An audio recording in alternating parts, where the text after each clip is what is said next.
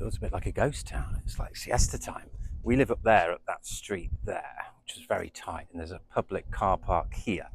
But the spaces are diagonal and there wasn't much space.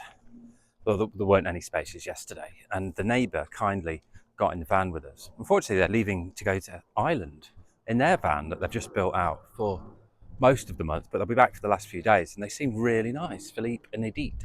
Edith got in the van with me and drove around. Yeah, I think I mentioned yesterday. But yeah, this place seems great. The Airbnb, perfect. There's more living space than at Michelle's. It's a lot more modern and just, yeah, they've just kind of thought of everything. There's everything's newer. The washing machine at Michelle's was just full of a bit of gunk, and we had a few problems with it. It broke once, he got it fixed. You know, these things happen, but everything just seemed a little bit older now we've got compared to this. It's obviously wear and tear is a real thing, isn't it? Wear and tear. But yeah, we just met the host, really nice guy. The oven's not working. He's just going to go and buy a new oven today and bring it back. But we can fry our chicken schnitzels. Emily realised, and I was like, oh yeah, because they're already cooked. Just got to defrost them.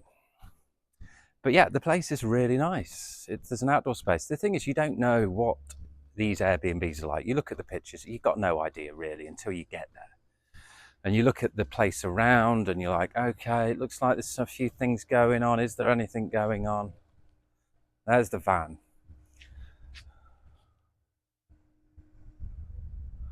It's parked very close to the wall. Got a little supermarket there. We went for a little coffee at a place over there. And then round the corner there, we found, there's 2 bakeries in town or in the village. And yeah, we went into this one today, round the back there, and they were really nice. A couple called Jeff and Marianne. They're brand new in the village. June they moved, and they've just started a bakery, and it was lovely. I'll try and put up an image now, a video of what was going on. Emily got chatting to them, and she said she would invite them to a. They said come and have a look around the bakery. We'll show you behind the scenes. They had this very interesting thing going on with some with a tart of some sort, which was blended with some local seeds. I didn't quite catch it all because it was in French, but it sounded interesting, and we bought a slice of this thing for dessert later. And so there's this brand new bakery here, and then we just took Vito to go to sleep and had a little look around the village because Emily had found out there's like an ancient bakery here, wood-fired, still, feu de bois, I think, en français, if you're learning French. And it's like 100 years old, and they're still doing it in the traditional way. It was closed down. We weren't going to go to the bakery. We were just walking around getting Vito to sleep. She passed out immediately. It feels hotter here. But yeah, that's like 2 minutes walk from us. So the pizzeria last night, the pizzas were good. Like I was expecting bad things because it just looked like, you know, when you've got images of the food on the outside, you just don't really have high hopes, do you? But it was actually really good. It was better than the pizza van in the Vegan, which was the last pizza we had. That was like a 6.5 out of 10. But this, I think I'll give 7.5 out of 10. 7.5. It was good dough. The ham wasn't great on the pineapple. They did do pineapple and ham pizza. The ham wasn't good. I should have gone olives and pineapple. Pineapples are out the can, but they mostly are. And some of them we just like put the whole ring on. A bit lazy, but they were nice people. 2 minutes walk from us, which was lucky because this oven has gone. But you know, the host is nice. He came down. He's like, anything you want. They've thought of all the little things. There's all the baby stuff. There's even nappies there. There's like olive oil, extra virgin olive oil. There's coffee. There's tea. There's sugar. There's you know, like tea towels, towels, bedding, cushions, extra bedding, extra things. And there's like a really good washing machine. Emily's thrilled about it because it's really sparkly, and we'll clean the clothes. So that's nice. Uh, I never realised there were that many settings on washing machines before getting to know Emily. Yeah, you can do a lot with them. I just kind of bung it in and press go, and then that's all I've ever known, really. So yeah, feeling good, feeling a bit tired. The sleep was a bit weird, and just wondering. I'm just pondering. I had this idea about the 3 a.m. club. Is that a bit too crazy? What do we do? What do we do going forward here? How do we structure the days and the weeks? Because I think I'm feeling very good about this month.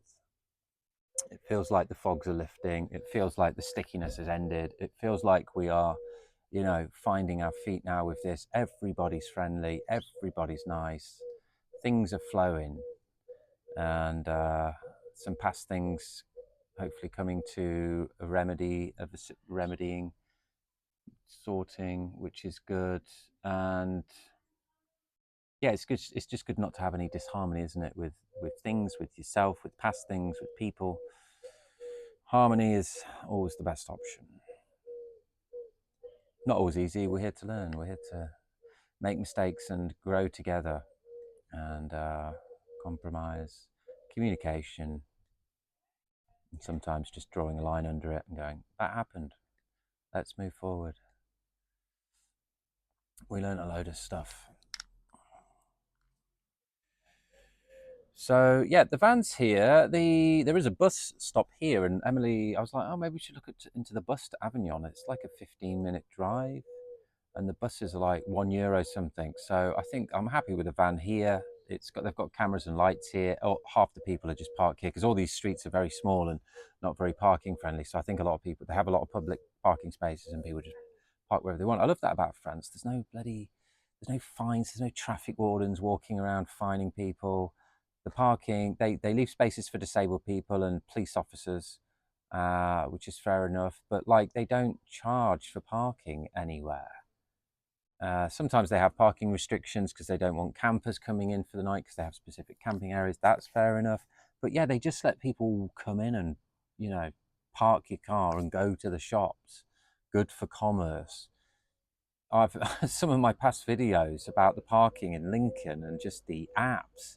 I had an email today actually from NCP Parking saying we've updated our terms and conditions. Guess what, NCP car parks? I don't care.